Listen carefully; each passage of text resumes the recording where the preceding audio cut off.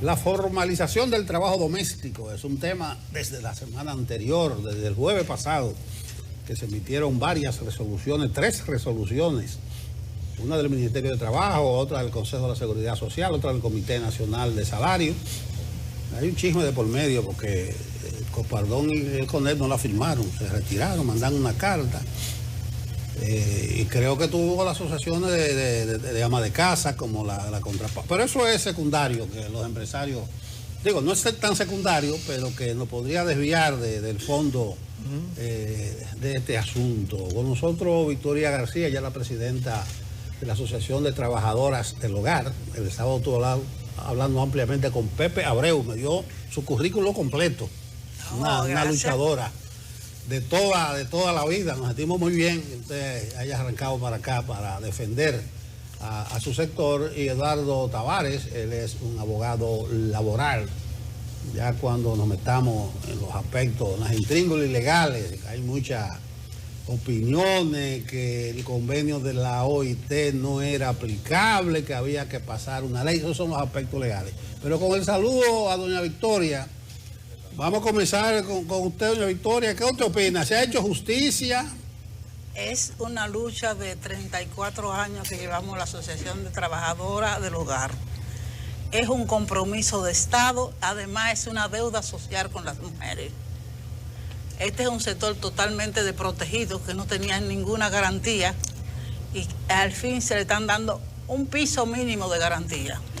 Para mí es de gran satisfacción ver culminado mi sueño de justicia social con las trabajadoras del hogar. Quiero preguntarle al señor Tavares, al doctor Tavares, ¿cuál es el alcance real de esta nueva disposición gubernamental? Si ustedes creen que hay elementos suficientes para que esto definitivamente sea traducido en una conquista para las trabajadoras, como decía la señora Victoria, y si hay en el camino alguna suerte de escollo para que pueda implementarse, o cuáles son las principales dificultades de esta pieza. Mire, gracias por la invitación. Hay que señalar que hay varios aspectos con estas resoluciones que se dictaron a fin de poner en práctica la formalización del trabajo doméstico. Hay un aspecto político que es de conquista del gobierno del presidente Luis Abinader, un aspecto de la justicia social, de una reivindicación de un sector que nunca debió de haber dejado de obtener los beneficios laborales que todos tenemos. Y un aspecto legal, que si una resolución, como decía Rodríguez, es aplicable o no, o si eso debió ir al Congreso. Entonces, tenemos ese abanico de situaciones que hay que analizar y ponderar. Entonces, yo he meditado sobre este tema, y he dicho que si realmente el presidente Luis Abinader y su gabinete social tenían o tienen la intención de que esta formalización del trabajo doméstico llegara a su fin real, debieron hacerlo de otra forma. Explico. O mejor dicho, completarlo de otra forma. Llevar las domésticas o el trabajo doméstico de la mano a la ejecución efectiva y real, como establece la Constitución, de estos derechos. En el sentido de que no es verdad de que ningún empleador va a hacer un contrato escrito, bien, y lo va a mandar al Ministerio de Trabajo y a la Tesorería de la Seguridad Social. No es verdad que lo va a hacer. Eso es muy poco. Yo sugiero que debió, y propongo desde ahora, que el presidente Abinader debió hacer, mediante el Ministerio de Trabajo, un contrato tipo, formulario, tipo, ¿verdad?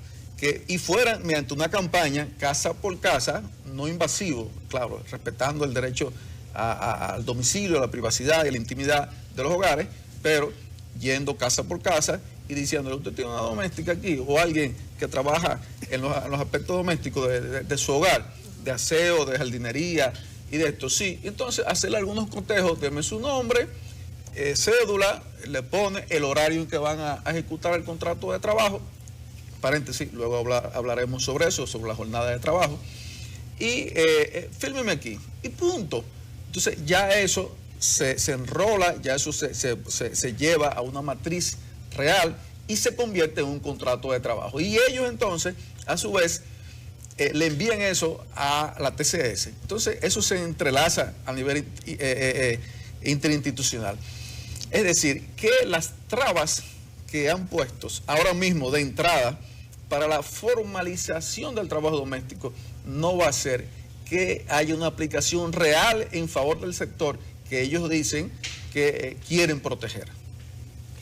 Quiero preguntarle a la señora Victoria si han tenido ustedes la oportunidad de hacer un sondeo, recibir retroalimentación. ¿Qué opinan las señoras agrupadas en su asociación o gremio de esta medida? ¿Están conformes? Porque hemos escuchado informaciones adversas. ¿Están felices? Ellas estuvieron acompañándome, no todas, porque no es posible. Nosotros tenemos alrededor de unas 5.000 trabajadoras asociadas, pero las más arriesgadas y las más aguerridas pidieron permiso y nos acompañaron y estuvieron felices por esa cosa. Pero yo creo también que sobre lo que él habla del contrato, yo pienso que el contrato podría ser un contrato que tuviera el Ministerio de Trabajo en línea. Claro, online. Que las empleadoras pudieran bajarlo, firmarlo en ambas partes y enviarlo para hacerlo más rápido. No están de acuerdo. La tecnología. El abogado dice hay que ponerla en práctica. Yo no sé mucho de tecnología. Pero saben del proceso, ahí está. Sí, es importante eso, lo que ella dice. Lo otro es que realmente lo vayan a hacer. El empoderamiento. O sea, ellas están felices porque es real. ¿Cuál es el verdadero valor que tiene todo esto? Más que la formalización laboral, es la formalización de la seguridad social. O sea, aquí hubo un avance realmente en la seguridad social. E incluso el gobierno también de la República se quita una carga, bien, entrando en el sistema contributivo subsidiado a las domésticas o al trabajo doméstico. ¿Por qué? Porque antes era una carga total del gobierno porque ellas estaban en el sistema subsidiado. A veces había un servicio doméstico que usted lo quería incluir dentro de su empresa y decía, no, yo tengo el SENASA, que me cubre más y no me entre. Entonces, ahora ya el empleador tiene que pagar una cápita alta de 570 y pico de pesos y el Estado también, una parte, y las empleadas o el servicio doméstico alrededor de 28 pesos. Entonces, se ha dividido la carga. Entonces ya el Estado Dominicano, vuelvo y repito, si quiere realmente de que eso funcione como un sistema, tiene que ponerle el cascabel al gato y llevarlo. ¿Por qué? Porque como todos sabemos, eso es normal, eso se da en sociología, eso se ha estudiado. El ser humano es contrario al cambio, y sobre todo cuando hay un cambio que viene desde el seno de tu familia, que te incluye en una formalización. Decir que ahora las trabajadoras domésticas o el servicio doméstico va a disminuir, eso es normal también, por el tema del cambio. Cuando se inició obviamente la revolución industrial, que todo el mundo ya lo conoce por aspectos históricos, que la gente comenzó a romper las máquinas, porque entendía que estaban sustituyendo el trabajo hombre por las máquinas. Pero eso se fue adaptando hasta que nuevamente la gente, el pueblo, entendió de que eso venía en auxilio de las labores propias y de la tecnología en favor del hombre. Entonces, vamos a dar ese paso. Ha sido un buen paso de avance, pero tenemos que concluir eso en favor de los trabajadores domésticos. Doña Victoria, vamos al orden práctico, vamos a los 10.000 pesos. Ayer hablábamos aquí con datos de la tesorería de la Seguridad Social, que el 67% de la persona que tiene un trabajo formal gana 30.000 o menos. Entonces tú dices 10.000 pesos, la tercera, pues, un tercio, un 33%. Ustedes han hecho estudios de más o menos el salario promedio que está recibiendo la doméstica. ¿Qué significa esto de 10.000 pesos?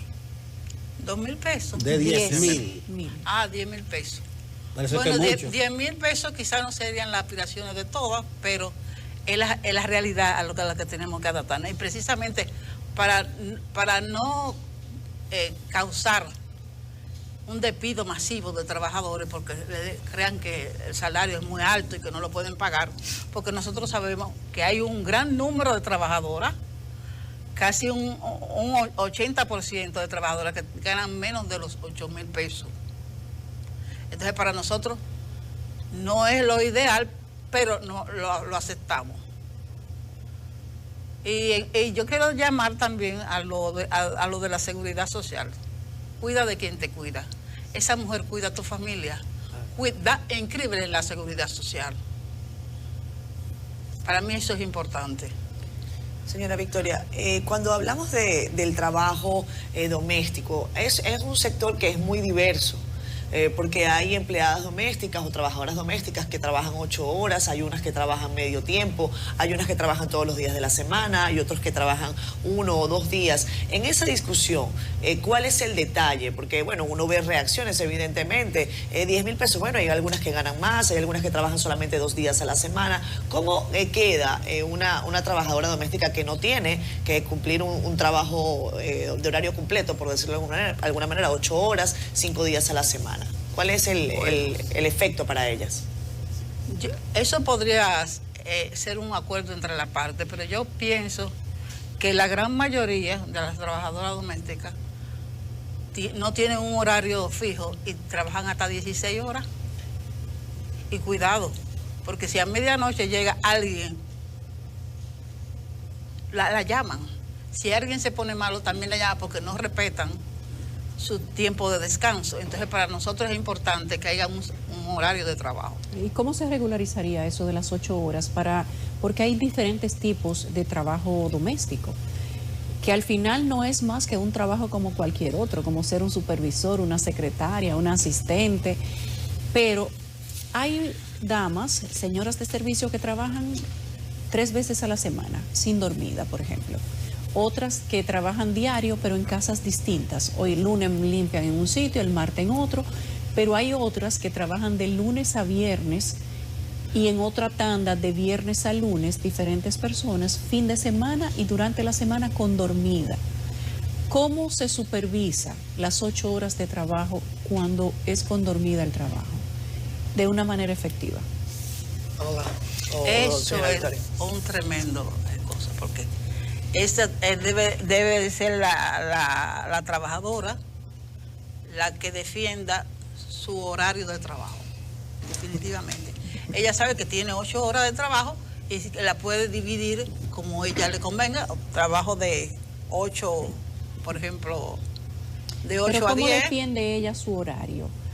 ¿No tiene el Ministerio de Trabajo o no debería incluir una campaña educativa para hablar de los horarios, de derechos? Hay una guía que está puesta en la página del ministerio y además que está distribuida La en tenemos, volante. señorita. Vamos a verla también para orientar a la gente. Tenemos esa guía y la vamos a poner a continuación para que la gente la pueda ver. Vamos a ver. Guía de formalización del trabajo doméstico. Hola, mi nombre es María Sánchez. Soy trabajadora doméstica y vengo a contarte los nuevos beneficios de la formalización de mi trabajo. Empecemos con el contrato. Mi empleador, el señor José Santos, debe dirigirse a la Tesorería de Seguridad Social y registrarme. Allí le asignarán un código que debe entregar en el Ministerio de Trabajo junto con una copia del contrato o formulario, preferiblemente por escrito, y una copia de la cédula de identidad de ambos para registrarlo en la Dirección General de Trabajo. Si alguno de los dos no tiene cédula de identidad, se puede entregar una copia del pasaporte u otro documento de identidad con validez legal. ¿Qué debe contener este contrato? Debemos incluir nuestros nombres y apellidos completos, dirección de ambos, números de cédula, pasaporte u otro documento con validez legal, y la dirección del lugar o lugares de trabajos habituales. En mi caso, la dirección será la casa del señor José, que es donde trabajaré. Debemos incluir el tipo de trabajo que realizaré en la casa del señor José. En mi caso, me encargaré de la limpieza de la casa y cocinar. Asimismo, se debe colocar en el contrato. Otra cosa que debemos colocar es mi salario, cómo este se va a calcular y cada cuánto tiempo me van a pagar. En mi caso, don José me pagará quincenal. La jornada de trabajo también debe estar incluida en el contrato. En mi caso, trabajaré de lunes a viernes, de 6 de la mañana a 9 de la mañana. de 11 de la mañana a 2 de la tarde, de 6 de la tarde a 8 de la noche, para un total de 8 horas al día. Ahora hablemos de mi jornada de trabajo.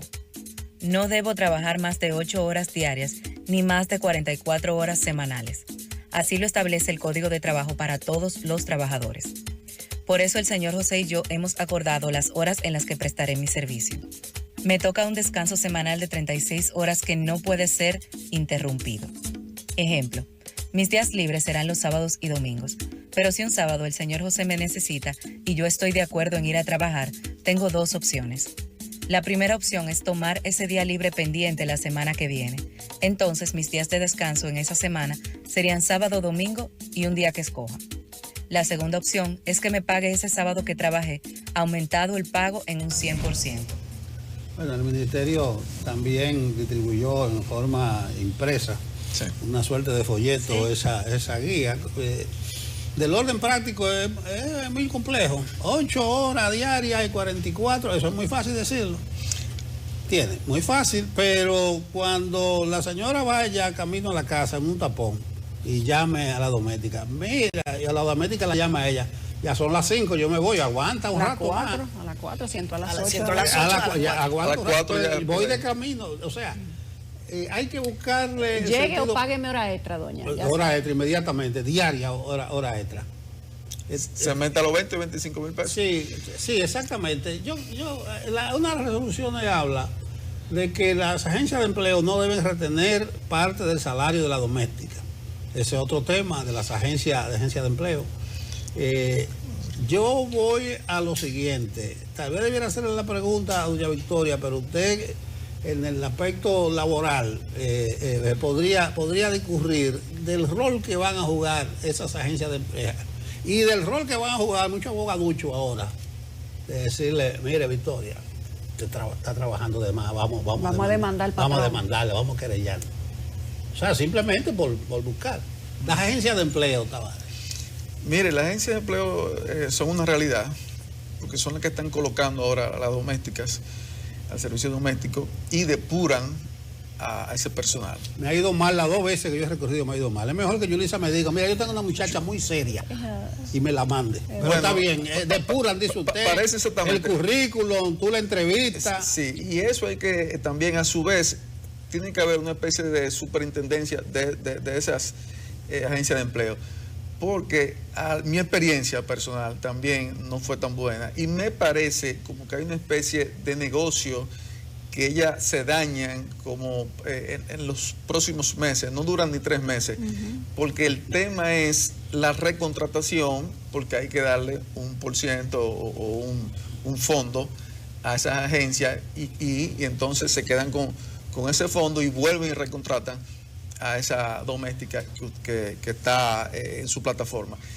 Fíjense, con el tema de la jornada, la OIT, porque esto viene de la OIT, una recomendación del convenio 189 del año 2011 y que entra aquí ya como ley aplicable, vamos a decir, como convenio aplicable en el año 2016. Ahora bien, esa resolución, ese convenio establece tantos derechos en favor de las trabajadoras o de los trabajadores domésticos y dentro de ello establece que cada legislación nacional o cada miembro tiene que ver las características propias del trabajo doméstico. Entonces, por eso es que hablar de 8 horas máximo como un tope, sin flexibilidad, es un tema que no ajusta totalmente a la sociedad dominicana, porque nosotros somos todavía una sociedad de una economía pobre, donde, como decía la señora García, la señora Victoria, que ayuda a quien te ayuda. O sea, es un trabajo... Cuida de quien te cuida. O sea, ayuda de quien te cuida. Ok, bien, perfecto. Entonces, ella cuida a quien produce en la economía más formal, pero también tiene que ser una especie de protectora. O sea, el servicio doméstico ahora no puede descuidar sus labores porque ya llegaron las 8 horas. Entonces, el Ministerio de Trabajo, dentro de ese manual, te dice que fraccione, que de 7 de la mañana a 9, luego de 9 a 11 un descanso, de 11 a 2, pone un ejemplo, eso no quiere decir que sea así. Hasta llegar por lo menos a las 8 horas diarias.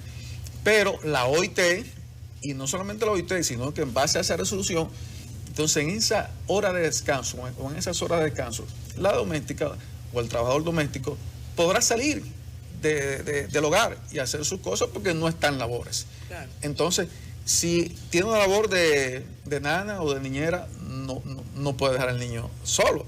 O tiene que tener la llave de la casa para poder salir, porque no está obligada a permanecer en el hogar mientras está en hora de descanso. Ojo con eso, que no se ha hablado sobre eso. Entonces, son elementos que hay que tomar en cuenta, vuelvo y repito. Creo que la resolución del Ministerio de Trabajo y por parte del Comité Nacional de Salarios debe todavía ser un poco más amplio o más amplia y especifico. Mire, ahí no fragmenta, no selecciona, no clasifica el tipo de trabajo doméstico, porque hay trabajos que no son con dormidas, hay trabajos que son con dormidas sí, y hospedajes, hay trabajos que son con comida, higiene, usan wifi, ven sus videos, o sea, toda una serie de condiciones que obviamente deben de estar porque son trabajadores que están al servicio de la población productiva del hogar, pero debe de clasificarse eso para que entonces la jornada de trabajo y la labor por día, que aquí hubo un reperpero porque no se sabía cómo se le iba a pagar por día, también hay que clasificar, Yulisa Rodríguez sí, y Catherine Hernández, la labor que no es realmente de doméstica fija, oye esto también, ni permanente. O sea, eso no está clasificado en tampoco. este momento. Ejemplo, las que son ocasionales o temporales. Sí. Vamos a suponer, esta chica o qué sé yo, el personal que tú llevas para hacer una limpieza profunda cada 2 meses o cada un mes, vamos a suponer, esa no es trabajadora doméstica, esa tú la llevas una vez al mes. Eso es un servicio. Es un servicio, pero está dentro de la doméstica. Entonces, todo Hay está... algo que se utiliza mucho y la señora Victoria entenderá mi pregunta. Una trabajadora doméstica que trabaje en varios hogares durante la semana. Bueno, trabajo lunes y martes en casa del señor Nelson, trabajo miércoles y viernes en casa de la señora Claudia y el sábado a lo mejor también voy y trabajo en alguna casa. Ahí en todo caso habrían 3 empleadores. Sí. ¿Deberían existir 3 contratos de trabajo para la misma persona? ¿Cómo debería hacerse? ¿Cómo prima allí el asunto de las 8 horas, el trabajo parcial? ¿Quién asume eso ante la tesorería? ¿Cómo se hace? Ojo con esto, el tema de las 8 horas es un trabajo fijo permanente. Sí. Permanente. O sea, es una trabajadora que trabaja de lunes a viernes o de lunes a sábado 8 horas. Sí. Es el tema, porque tampoco se ha explicado y qué bueno este programa. Ahora, estas trabajadoras que trabajan por día, son por día. O sea, claro, pero dentro de ese día no van a trabajar más de 8 horas. Pero hay que hacerle un contrato. Hay de que hacerle trabajo un igual. contrato. Pero exactamente, pero si tiene una naturaleza permanente, vamos a suponer, porque ya eso hay que verlo, ¿qué es lo que es permanente? Que van 3 veces fija por la semana fija. Que son 9 o 12 días al mes. Pues ya eso genera un contrato. Pero no un contrato, vuelvo y repito, de los 10,000 pesos de salario mínimo. No, un contrato por día, ocasional, ya es otro tipo de contrato, pro doméstica. Y por día serían los 400 y tantos 20 pesos, exactamente. Mínimo. Usted divide, exactamente. Mínimo 420 pesos. No puede ser menos que eso. O sea, no, mínimo en base a los 10,000 pesos. Pero yo no conozco ahora mismo, y también es que hay que estratificar por sectores económicos o por vamos a decir así, por sectores de la población. Porque por lo menos que yo sepa, no hay ninguno actualmente que vaya todos los días hasta los sábados que no cobre más de 12,000 pesos. O sea, claro. no la conozco, sí, no. Ahora mismo, no la conozco. O sea, están de 12 a 15,000 pesos el servicio doméstico fijo así, con esa naturaleza.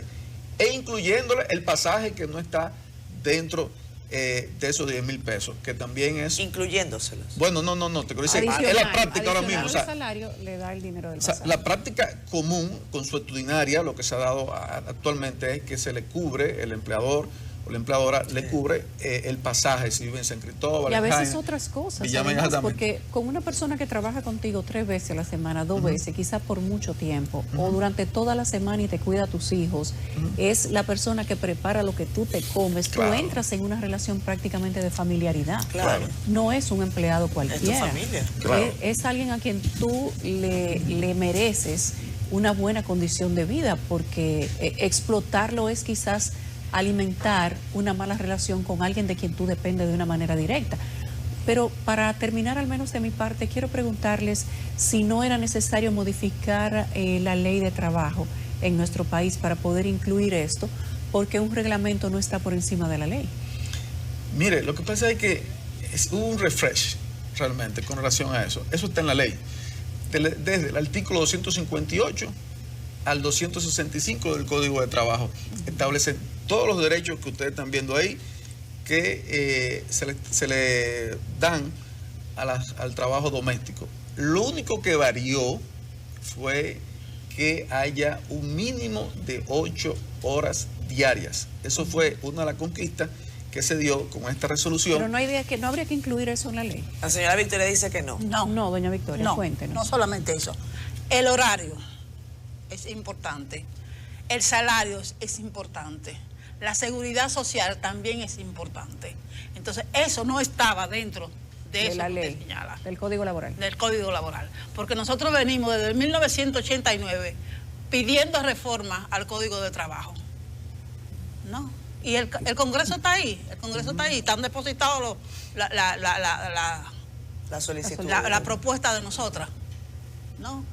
Y es hasta el 2011 cuando la OIT admite un convenio para normalizar el trabajo doméstico, ¿no es verdad? Entonces, para mí eso es importante. La seguridad social es muy importante. ¿Usted cree que hay que incluirla en el Código Porque de Trabajo? es muy duro para gastarse 50 años trabajando y salir así con la mano pelada.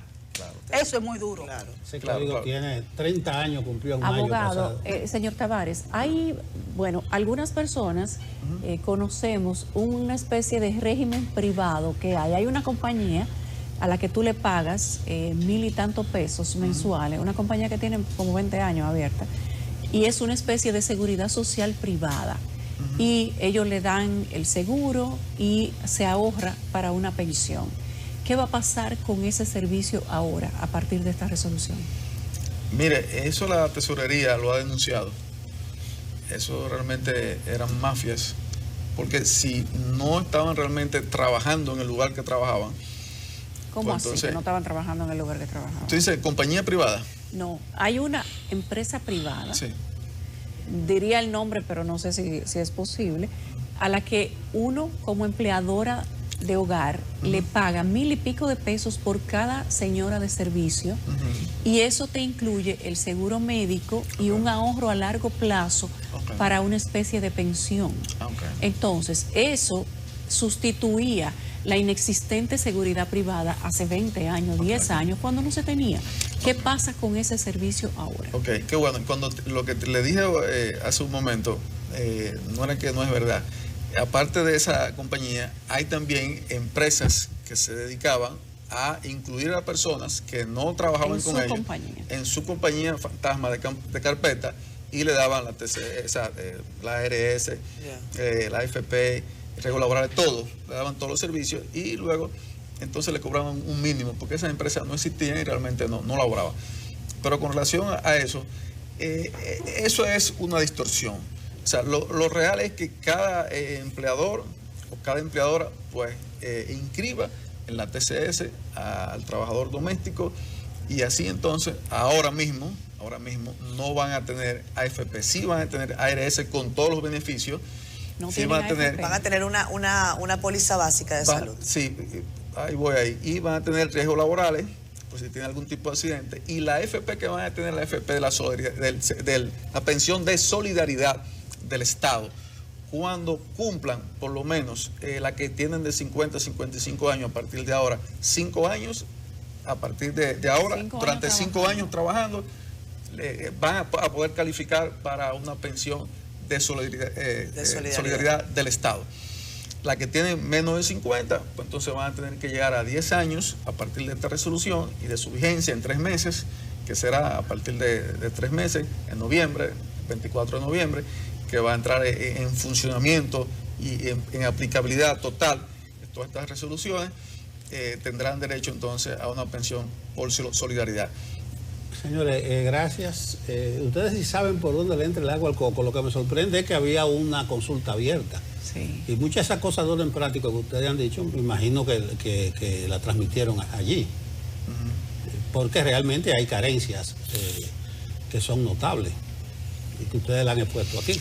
Sí, lo real es que en una modificación al Código de Trabajo, bien, todas estas conquistas se incluyan y otras que la OIT establece como recomendaciones también sean incluidas.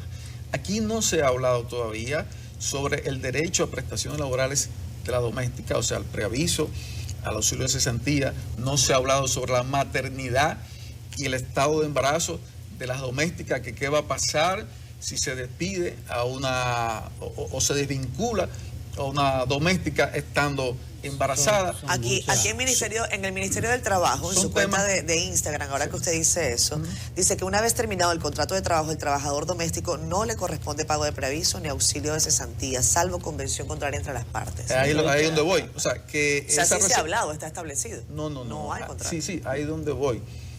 Pero sí la OIT establece que sí debe darle los derechos, auxilio de cesantía y preaviso. Entonces, ¿por qué el gobierno, por qué esa resolución entonces acoge algunos aspectos, una parte y la otra no? Porque la OIT incluso le dice, no, usted tiene que pagarle todos los derechos que le corresponde a un trabajador normal. Gracias. Lo establece la OIT. Lo que pasa es que la OIT también dice que es de aplicación por parte. O sea, si el gobierno no lo puede hacer de golpe todo, puede irlo de aplicación. Gracias, señores. Por eso la ley. Terminamos. Exacto. ¿Cuántos años que usted tiene, doña Victoria, bregando con esto? 34 años. 34 Pero no se años, cansa, está firme. toda una vida. Toda una vida. Nosotros le agradecemos que usted se haya desprendido para acá a esta hora a defender a su sector, porque usted sí tiene un sector de Cielconet y Copardón que ellos no representan la doméstica, que ellos no tienen que firmar la resolución. O sea, que ustedes están en desamparo a la intemperie. No, porque ahora la van a reconoce. firmar las empleadoras. Y por eso están los comités de amas de casa que están ahí representando. Sí, no, tuvieron que llamarla de urgencia a ustedes porque no había contrapartida cuando se fueron los patronos. Están solas ustedes. Y llamaron a ustedes y firmaron ahí y todos fueron felices. Pero hay mucha laguna. Gracias, señores. Justicia social, finalmente. Sí, gracias a Eduardo Tavares, abogado, y a Victoria García, la presidenta de la Asociación de Trabajadoras del Hogar. A la pausa.